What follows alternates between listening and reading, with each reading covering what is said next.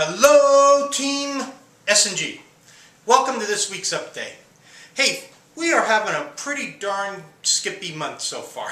Today is Friday, May 18th, and we're a little over halfway through the month, and things are looking pretty darn good. At the last managers meeting, store manager meeting, which was last Wednesday, we always kind of go over our estimate closure rate from the previous months and kind of see how we're tracking and see what's going on.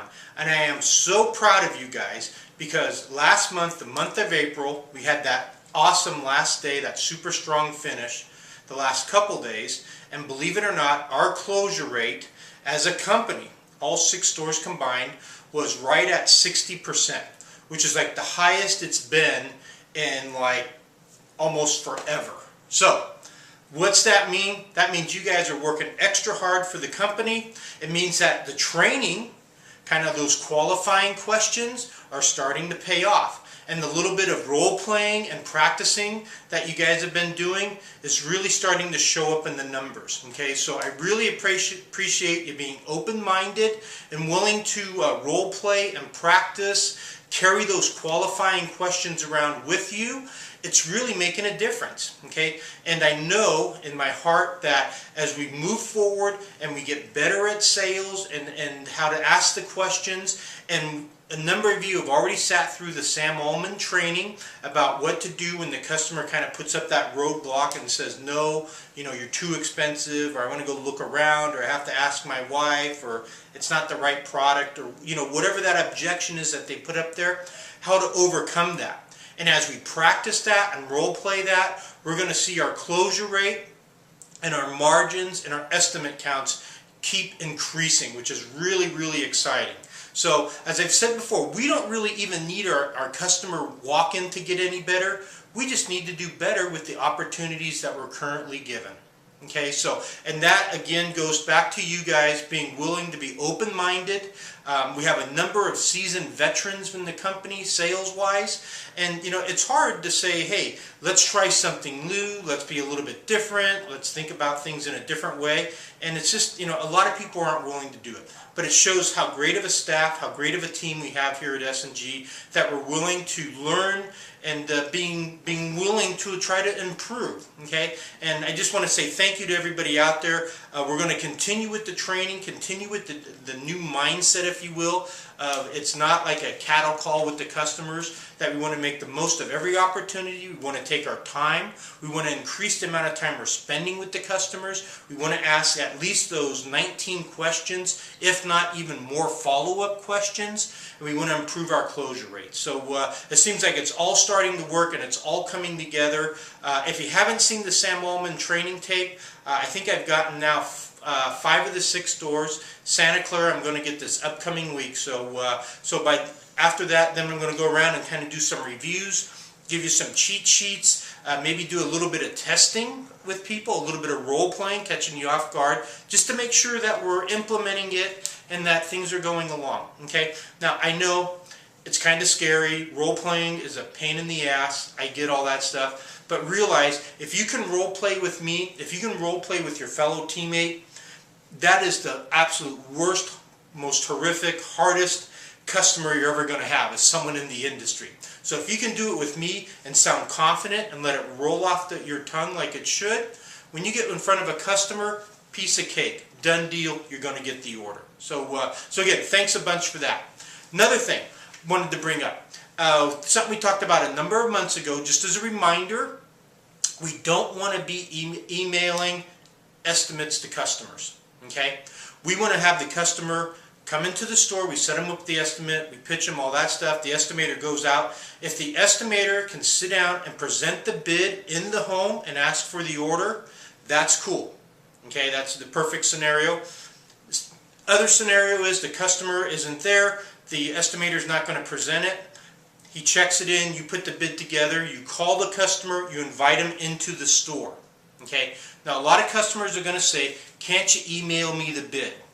And candidly, as you know, we can, but it's not in our best interest. Okay? When you email a bid, you lose the opportunity to ask the customer for the order. It makes it real convenient for the customer not to get back with you. And basically it puts us in a very, very vulnerable state. Okay, so do not email the bids unless you absolutely have to. And I almost want it to be where you have to get your senior management approval before you email a bid. Okay, that's how adamant I am on it. Now the customer's going to say, can't you email me the bid? Why not? All that kind of stuff. Excuse me, sorry about that. The customer's going to ask you, why can't you email me the bid? Perfect reason is because we have to go over the diagram with you in person. Okay? We can't do the bid until we go over the diagram and verify everything in person, so you have to come in, and that's just kind of the rules of the company. We don't want any mistakes, no unforeseen circumstances. You know, we're the company that gives you the bid, we stand by our price, you know, things like that. So again, if they ask, it's like, you know, we just can't do it because we have to go over the floor master bid and those can't be emailed. So sorry, you're going to have to come in.